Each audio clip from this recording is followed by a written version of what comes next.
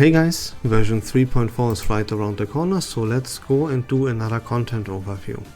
After that, I'm gonna talk a little bit about specific stuff, including Liang Yue and Chen Higuang one more time, as I do believe there are some misunderstandings. But yeah, I will clarify everything.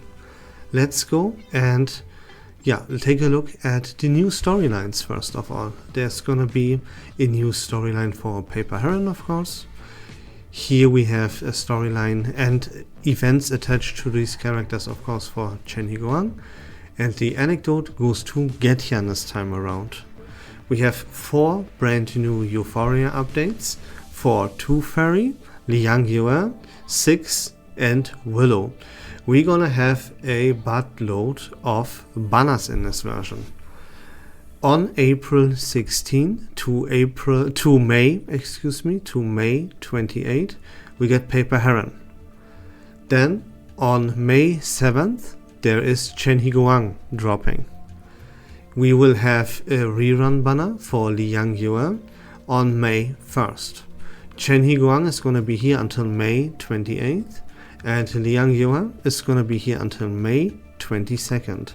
Paper Heron's banner is going to be active for the entire version. Then we have the banner already active that gives us 100 free summons. You know all about that at this point. We're gonna have a rerun for limited characters such as Jiyu Nyangzhe, Lucy and Anyonala. This banner is here from May 1st to May 22nd, just as Liang Yue. Then we're gonna have a banner where we can this time choose how we want to get scammed. We don't get a scam by default. You ignore this banner at all costs. It is gonna be here until May 18th and it drops right at the beginning of the version. We're gonna have the Euphoria banner including An Li, Regulus, 6, Tooth Fairy, Willow, Voyager and A-Knight. This one is here for the entire version. We're gonna have 3 additional rerun banners. Concerning Robushka sees a rerun banner on April 21st. On May the 5th, Noah sees a rerun banner. On May 19th, we have Carcania rerunning. Okay, that's about it for the banners. We have a new gameplay here with Musae Arcade. This is gonna be a multiplayer party gameplay. Look at it as, or it is gonna be a bunch of mini games similar to what you would find in games like Mario Party, for example. We have Tides of Thought seeing, we could call it an entire rework because this mode had serious issues. For example, it was not just too difficult or anything, but actually almost completely impossible to get the permanent rewards there. Only the limited rewards were easy to get, if you know a little bit what you're doing here. So, to this Tides of Thought, the changes include added simple and varied parts of boss, added battle records for easier re-challenges, reduced the difficulty for time-limited tasks. That's a little bit weird, but anyways, improved UI and interaction experience. Okay, whatever that means. Point is, the permanent rewards are now actually possible to get. Then we have our boring mains bulletin. We have our war room. Here you can see the item that we're gonna get. This is an item that you can use to obtain 1 Euphoria update for free. You don't need to invest any materials for 1 of your Euphoria updates. That is always very, very handy and very welcome to see. Additionally, you have to now be aware that you have to go into this war room and you will be faced with some tasks there. You will have to fulfill these tasks in order for you to obtain the keys of thought that you desperately need for additional Euphoria updates. Keep that in mind. Here we have the pre-storm protocol. Changes to them include new exploration characters with unique abilities, new high value items, character progression in and out of game, new bosses, and multiple endings. Here, as a reward, we can get all kinds of good stuff, like for example gluttonies, and a new 4-star character called Reed. Then we have double echoes. Here the Poussière stage gives us double the amount of dust. We have beautiful garments here. This one for Noir, called the Trap Master, is free. You obtain this by just simply logging into the game. We have another free garment for Horrorpedia. We got an advanced garment that, if I'm not mistaken, will cost you $10 for Robushka. We have a unique garment that will cost you $15 for Tooth Fairy. And we will have another unique garment that will cost you $15 for Liang Yue. Keep in mind that you will obtain coupons in which you can reduce the price of one of those garments. So that means you can obtain, for example, a unique garment for 10 instead of $15. If I'm not mistaken, don't quote me on that. You could also, like, it could be that you would still pay like $11 or $12. I don't really remember that precise price. Here we have a garment for Willow, and we have a new garment for Six. One of those, or maybe even both of them, are Battle Pass skins. This one right here for Six is guaranteed to be purchased together with the Battle Pass. I don't know what is the deal here with this Willow garment, if I'm being 100% honest with you. Then, yeah, we get a lot of freebies if we just log in. You know, like the coupon for the garment that I just talked about. Here, you will be able to purchase a new background for your suitcase. Very, very beautiful. Must purchase in my eyes. I will definitely get my hands onto it. Here you can see this will be 50% off as well when it comes to how much you will have to pay for it. Miracle Mart, no one cares about that, but there is a garment here that you can obtain for Windsong, and that one is gonna be free in case you missed it the other time around.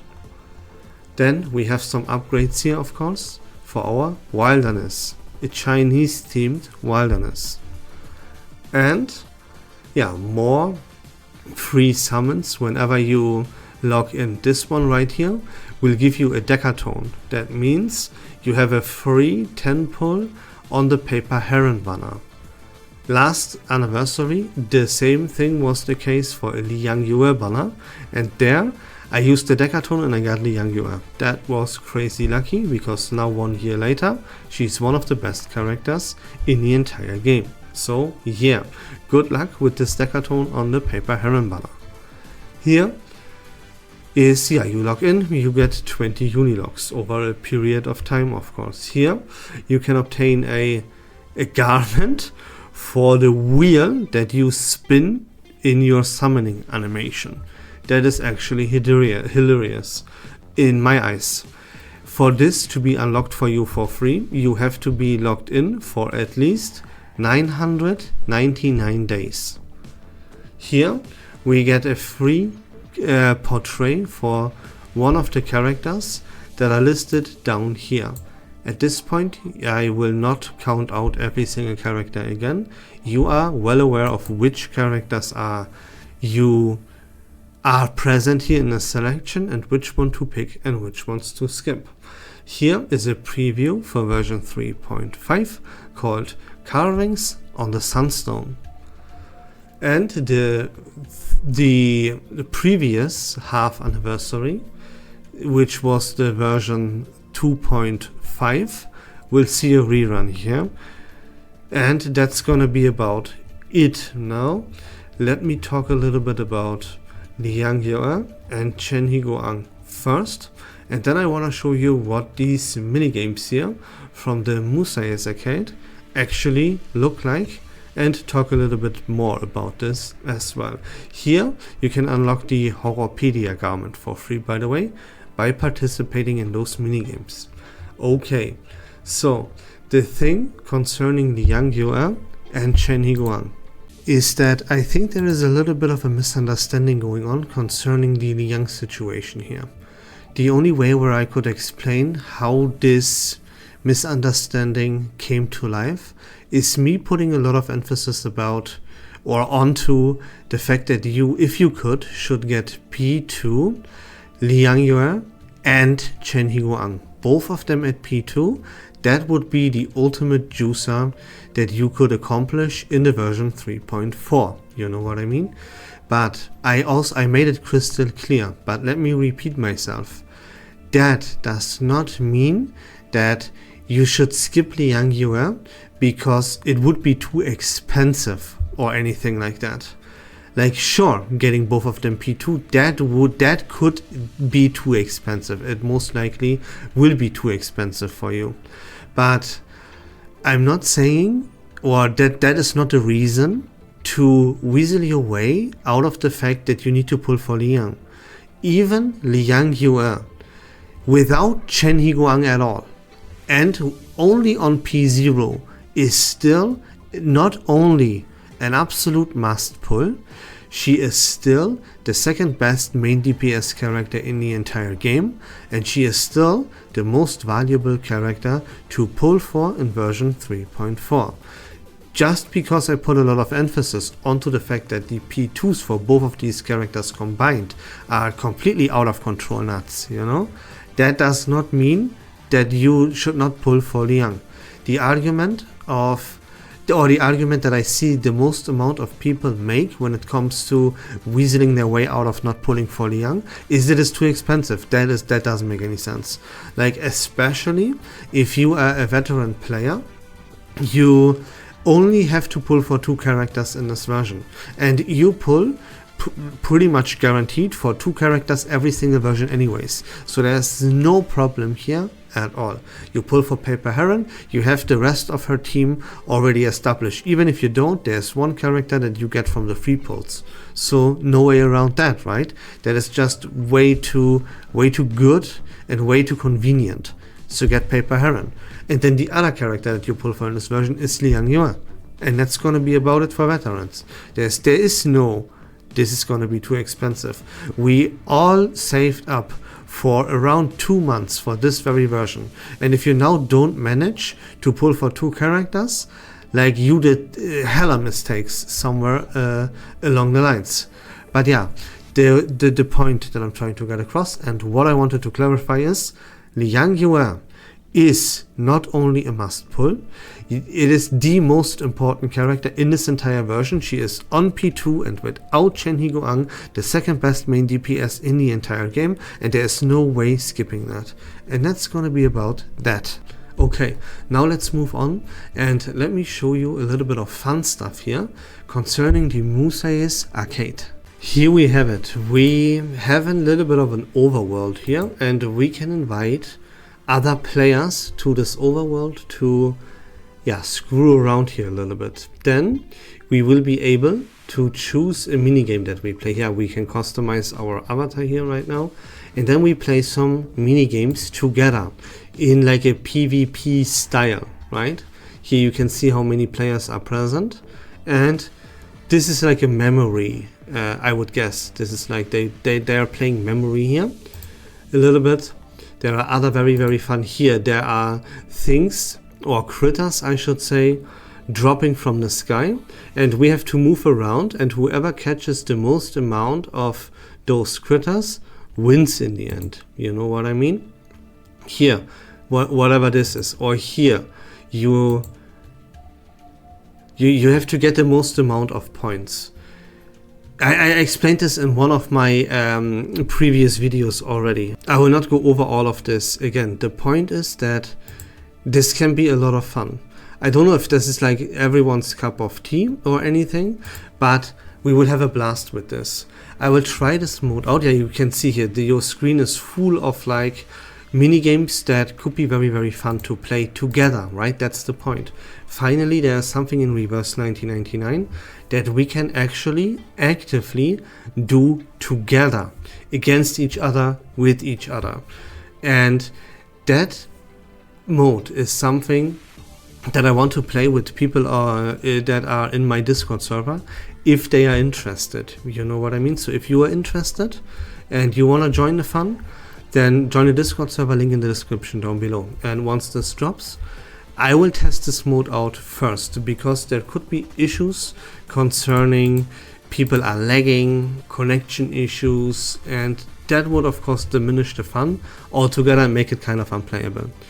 But if the connection issues are not an issue and people are actually willing to have some fun here, then I will stream this game on, I stream every single day by the way on twitch.tv, and I will stream this mode then, and yeah, people can join and we can play that mode together a little bit. I will of course mainly invite people that are present in my Discord server. So maybe we can finally have some fun. You know, I was always disappointed that we can, for example, not play Critter Crash against each other, because for that one I would have held tournaments with like prizes, like gift cards and everything like that, but it's not possible. But this mode will maybe finally enable us to play the game a little bit at least together and have some fun hanging out and enjoying that, right? Like it would be with Mario Party, for example. So I'm really looking forward to this. But that's it for me for today, guys. I hope that was fun and informative. If you like Reverse 1999 content in general, please consider leaving a follow on my channel. I would really appreciate it. But until next time, take care of yourselves, have a great day, and we love this game.